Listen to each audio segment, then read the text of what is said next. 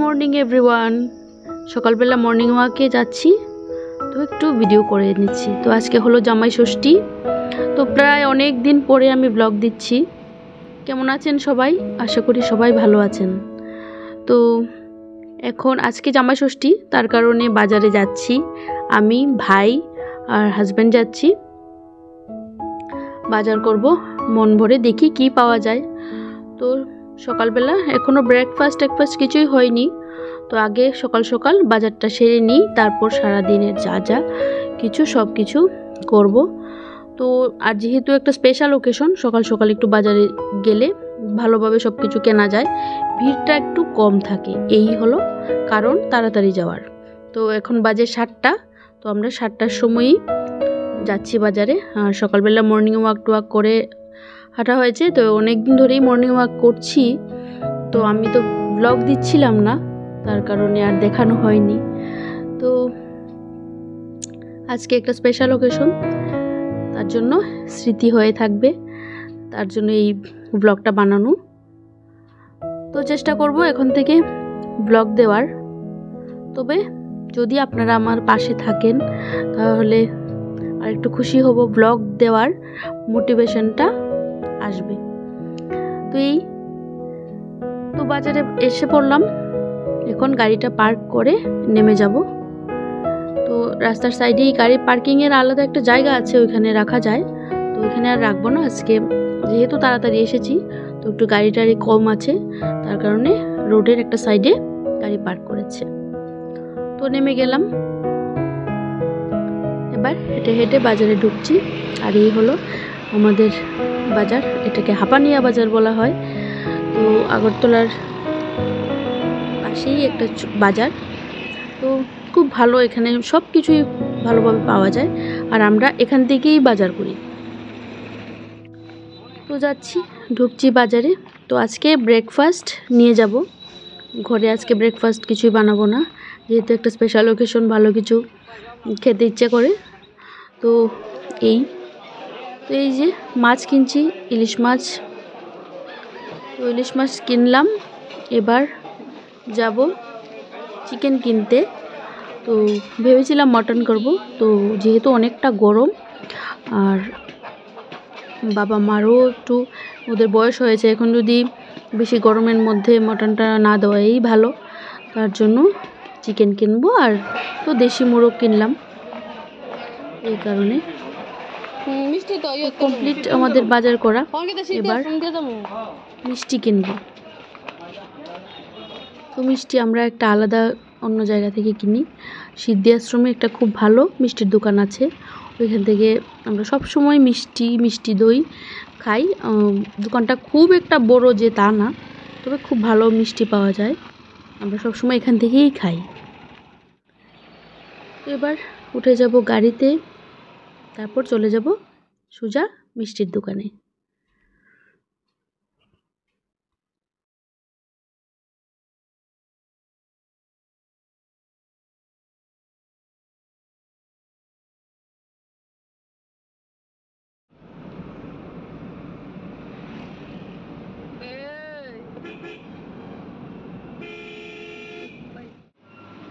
তো এসে পড়লাম মিষ্টির দোকানে, তো নিলাম 2 রকমের মিষ্টি, সুগার ফ্রির একটা মিষ্টি আর রসগোল্লা, আর নিলাম মিষ্টি দই।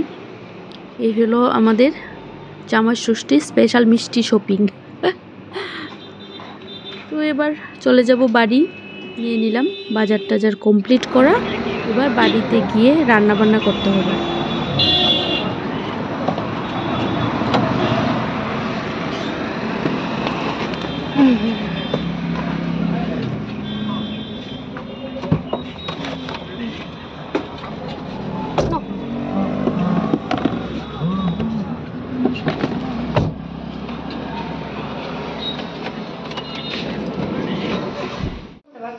কোনটা বাবা?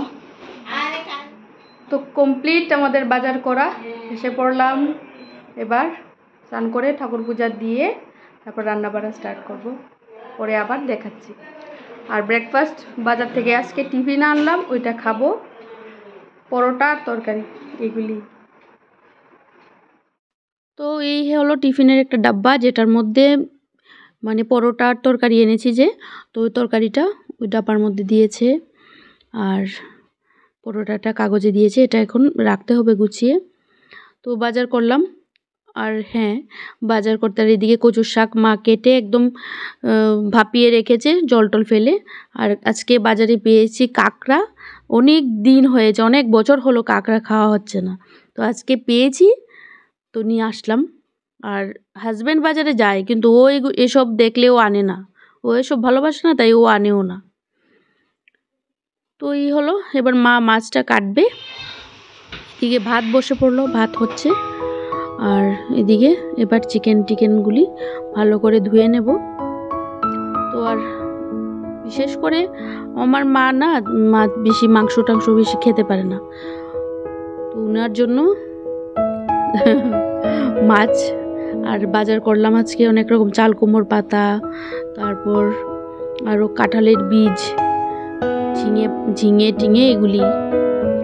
তো চাল কুমড়োর পাতা দিয়ে আমরা শুটকি দিয়ে বড়া করে খাই, খুব ভালো লাগে খেতে।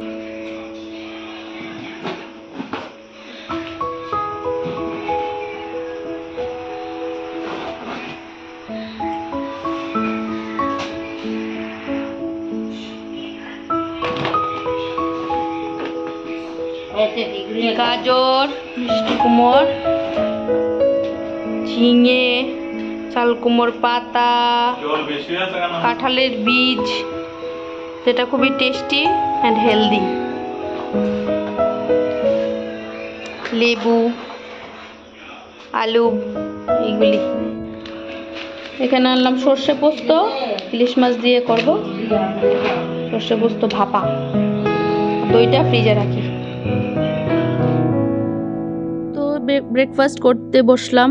এটা গরম গরম খেতে হবে, না হলে ঠান্ডা হলে আর খেতে ভালো লাগবে না। তো এখন ব্রেকফাস্ট করে নেব। তো ভেবেছিলাম চান করব, তো চান না করে আগে রান্না টান্না সেরে নেব, না হলে এত গরম, আজ প্রচণ্ড গরম। তো এই হলো আমার ব্রেকফাস্ট। হাজব্যান্ড, ভাই আর মা খাচ্ছে ওই ঘরে, তো আমরা বসেছি। তো মা ঠাকুর পূজা, চান করে ঠাকুর পূজা দিয়ে দিয়েছে। তো এবছর ষষ্ঠীটা নাকি কি একটা প্রবলেম আছে, দোষ আছে, তো তার জন্য সবটা নিয়ম হবে না, অল্প একটু নিয়ম হবে। তো কি দোষ কি না এগুলি আমি খুব ভালোভাবে জানি না। মা পঞ্জিকা দেখে জেনেছে যে এবছর ষষ্ঠীটা তেমন একটা বেশি ভালো না, তো এগুলি আমি তেমন বিশেষ করে জানি না। তো অল্প নিয়ম হয়েছে আর বাকিগুলি আর হয়নি। তো আনন্দ ফুর্তি, খাওয়া দাওয়া, গিফট দেওয়া নেওয়া, এগুলি সবই হবে। তো আমি রান্না করছি আর মা ঠাকুর পূজা টুজা দিয়ে সব কিছু করে নিচ্ছে। তো রান্না বসিয়ে দিয়েছি কচুর শাক, ওইদিকে চিকেনটাও করছি। তো কচুর শাক, ইলিশের মাথা দিয়ে কচুর শাক, এটা তো খুবই খুবই ভালো লাগে খেতে। তো মা বাবু যেহেতু কালকে চলে যাবে, তো আজকে সব কিছু করে নিই, অল্প অল্প করেই খেতে পারবে। আর মা মাংস খাবে না, মাংস মা খেতে পারে না বেশি একটা, মানে মার হজমের খুব প্রবলেম হয়। তো মা মাছ টাছ এগুলিই খাবে, তো কচু শাকটাও খেতে পারবে। তো এই, আর এদিকে পেঁয়াজ কুচিয়ে নিয়েছি।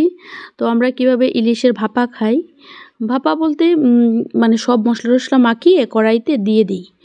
তো এটা স্পেশাল, এটা আমার মা করতো, এখন আমি করি, আর এভাবে খেতে খুব ভালো লাগে। তো জানি না, আবার অনেকেই ইলিশ মাছ ভাপাতে পেঁয়াজ দেয় না, তো আমি দিয়ে করি। পেঁয়াজ অল্প একটু পেঁয়াজ, অল্প একটু আদা, সর্ষে পোস্ত বাটা, এইগুলি দিয়ে করব। আর ওইদিকে মাছের অল্প তেল, ওইটা ভেবেছি বড়া করব। তো সব মশলাগুলি পেস্ট করে নিয়েছি, পেঁয়াজ কুচিয়ে নিয়েছি। এবার সব কিছু একসাথে ভালো করে মেখে, মাছটাও এটার মধ্যে মেখে একটু সময় মাখিয়ে রেখে দেব, তারপর রান্না করব, একটু ম্যারিনেট করে রাখবো আর কি। তো দিয়ে দিচ্ছি অল্প একটু হলুদ, আর দিয়ে সর্ষে পোস্ত, আদা, 2-3 কোয়ার মতো রসুন পেস্ট করেছি, পেঁয়াজ কুচি দিয়েছি, কাঁচা লঙ্কাও পেস্ট করেছি ওটার সাথে। তো এইভাবে, আর অল্প সর্ষের তেল দিতে হবে পরে। তো এইভাবে সব মশলা হাত দিয়ে ভালো করে মাখিয়ে নেব, তারপর মাছটা এই মশলা দিয়ে করে ঢেকে রেখে দেবো অল্প সময়, তারপর রান্না করব। এটা খেতে খুবই খুবই ভালো লাগে, ছোটো থেকে খেয়ে আসছি, তো তখন মা রান্না করতো আরও বেশি, মার হাতের এটা আরও বেশি টেস্ট হয়। তো আজকে যেহেতু অনেকগুলি কাজ ঘরে, তো আমি আর মা মিলে করছি আর কি। তো আমি এদিকে মা অনেকটা কাজই এগিয়ে রেখেছে, বাজার থেকে এসে দেখি কচু শাক টাক সব কিছু ইয়ে করে রেখেছে, রেডি করে রেখেছে। আমি জাস্ট শুধু রান্নাটা করব, তো তার জন্য তেমন আর ইয়ে হবে না। তো মা পুজো টুজো দেওয়ার যা যা নিয়ম টিয়ম আছে ওইগুলো মা করছে। তো এই আর কি।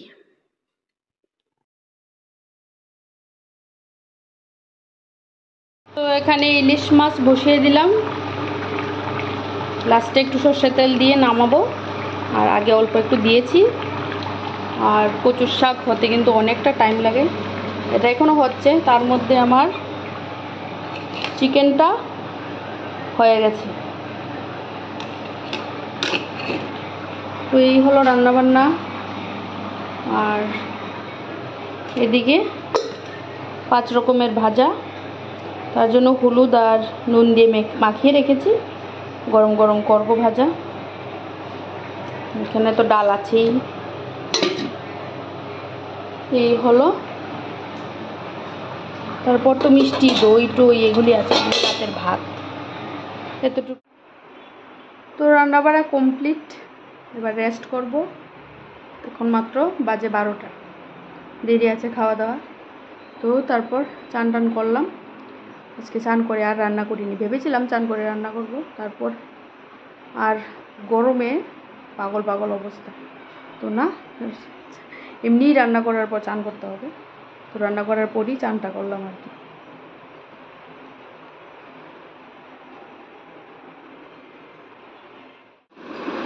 মা ছেলে মোবাইল নিয়ে যে কি করছে।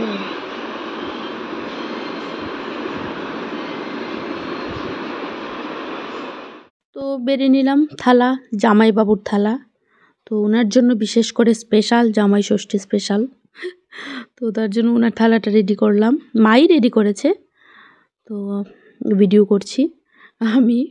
তো এই আর কি, 5 রকম ভাজা এখানে আছে। পটল ভাজা, তারপর কচু, গাজর, মিষ্টি কুমড়, ঢেঁড়স ভাজা, আর ইলিশ মাছের তেলের বড়া, কচু শাক, চিকেন, আমের চাটনি, দই, মিষ্টি, তো মিষ্টিটা এখনও দিইনি, দেব, স্যালাড, তারপর হলো ইলিশ মাছের ভাপা। এই হলো মেনু, এই হলো মিষ্টি।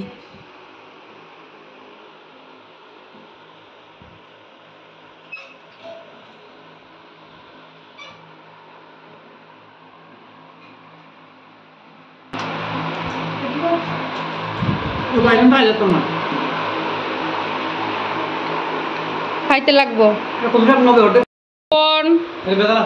সন্দীপনের থালি। হ্যাঁ, বিশালটা কেলিকা বাইল দিতাম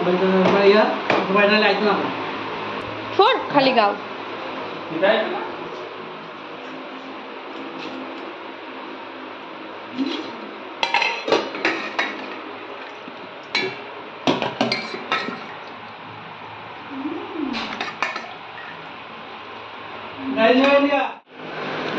এই হলো আমার থাল।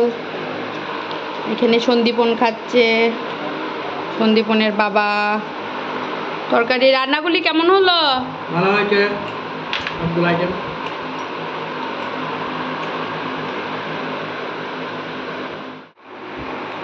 এখন আমি খাবো, গরম লাগছে, চুল টুল সব বেঁধে নিয়েছি, আর বসে বসে।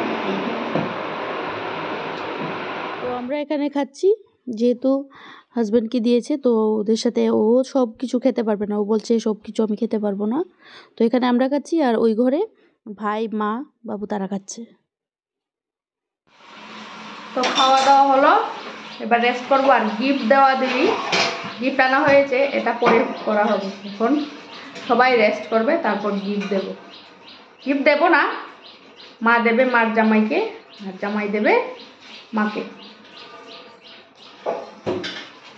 এই হলো মার ষষ্ঠীর শাড়ি, মাকে যেটা দিয়েছি।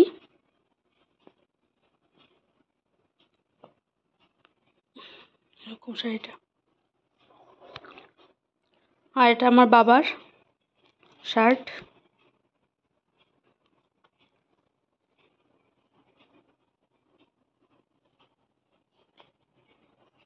কেমন হলো শাড়ি গিফটগুলো? খাওয়া দাওয়া কমপ্লিট, তো এবার গিফট দেওয়া হবে। মা বাবাকে বলেছি দাঁড়াও, তোমরা তোমাদের গিফট দেবে আর প্রণাম করবে, এটা দেখাতে তো হবে। সব কিছু দেখিয়েছি, এটা না দেখালে কিভাবে হয়। এই হলো শ্বশুরবাড়ির গিফট, দুইটা টি শার্ট, একটা পরেছে আর একটা পরবে। এটা বাবাকে দিল, এখন মা।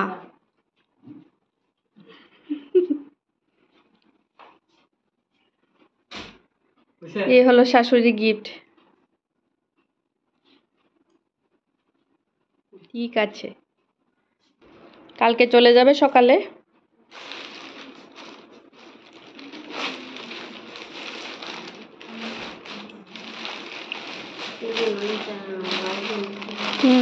তো আমাদের এখানে আমাদের বাড়িতে কেন ষষ্ঠী দিল, তো অনেকের মনেই এটা প্রশ্ন জাগবে। ষষ্ঠী দেওয়ার কারণ হলো আমাদের এখানে বাড়ি খালি থাকবে, তো বাড়ি খালি থাকলে মানে ভাইও যেতে পারবে না, যে কোনো একজনকেও বাড়িতে থাকতে হয়, চুরি টুরির ব্যাপার আছে, তার জন্য তো যে কোনো একজন থাকতে হয়। তো যে কোনো একজন যদি থাকে তো ওইখানে আমরা যাবো আর ও মিস করবে সব কিছু, এটা তো ভালো লাগে না। তো মা বাবাই চলে এসেছে ওইখানে আমাদের বাড়িতে, ওইখানে লোকজন সবই ভালো, তেমন কোনো প্রবলেম হয় না। আর এখানে তো একটু অন্যরকম, তার কারণে মা বাবাই চলে আসে, এখানে ষষ্ঠী দেওয়া হয়, আনন্দ করা হয়, খাওয়া দাওয়া হয়, তারপর কালকে সকালে ওরা চলে যাবে। এই হলো ব্যাপার। তো ঠিক আছে, আজকের মতো ব্লগটা এখানেই শেষ করছি। কেমন লাগলো বলবেন। আমাদের ছোট্ট সিম্পলভাবে ষষ্ঠী পালন করা হয়েছে। তো এই ঠিক আছে, টাটা বাই বাই সবাইকে, good night and sweet dreams.